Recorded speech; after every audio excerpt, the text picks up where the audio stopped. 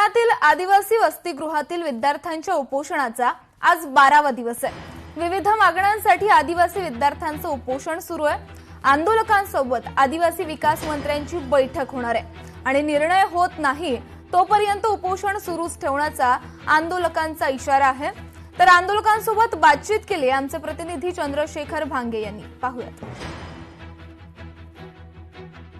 वेगवेगळ्या मागण्यासाठी आदिवासी विद्यार्थी गेल्या 12 दिवसापासून पुण्याच्या मांजरी इथं उपोषण करत आहेत। आपण बघू शकतो की या सगळ्या विद्यार्थ्यांची प्रकृती सध्या अत्यंत खालावलेली आहे। खरं तर अनेक विद्यार्थी जे आहेत त्या सगळ्या उपोषणामध्ये आपल्याला दिसत आहेत। त्यांच्या ज्या मागण्या आहेत त्या सगळ्या मागण्या सरकारनं लवकर मान्य करावा ही त्यांची प्रमुख अट आहे आणि या अटीला धरून हे सगळे विद्यार्थी जे आहेत पुण्याच्या मांजरी इथं उपोषण करत आहेत। आपण काही विद्यार्थ्यांचे आंदोलक आहेत त्यांच्याशी बोलण्याचा प्रयत्न करूयात। काय मागणी आहे अगदी थोडक्यात सांगा। सर, आमच्या खूप बेसिक मागण्या आहेत। आम्ही कॉन्स्टिट्यूशनली ज्या आमचे राईट्स आहेत त्याला धरून आम्ही सर्व मागण्या करत आहोत।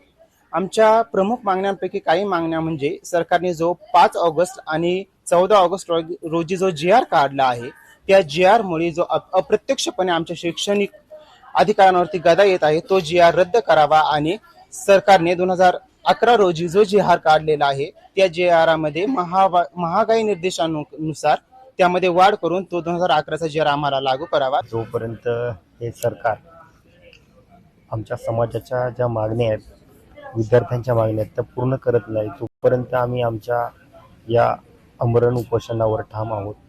सरकारने एकीकडे डिजिटल गोष्टी करायच्या आणि दुसरीकडे आदिवासी वंचित घटकांना अन्यायकारक गोष्टींकडे ढकलायचं हे कुठेतरी सरकारकडून देखील चुकीचं धोरण ठरत आहे। सरकारला एवढीच विनंती राहील की चांगल्या प्रकारच्या सकारात्मक गोष्टी घडाव्यात, नाहीतर आम्ही आमच्या या आंदोलनाच्या भूमिकेवरती आम्ही ठाम राहू। सरकारने या सगळ्या गोष्टीकडे तात्काळ लक्ष द्यावं अशी मागणी सध्या होताना दिसत आहे। लोकशाहीसाठी मी चंद्रशेखर भांगे, पुणे।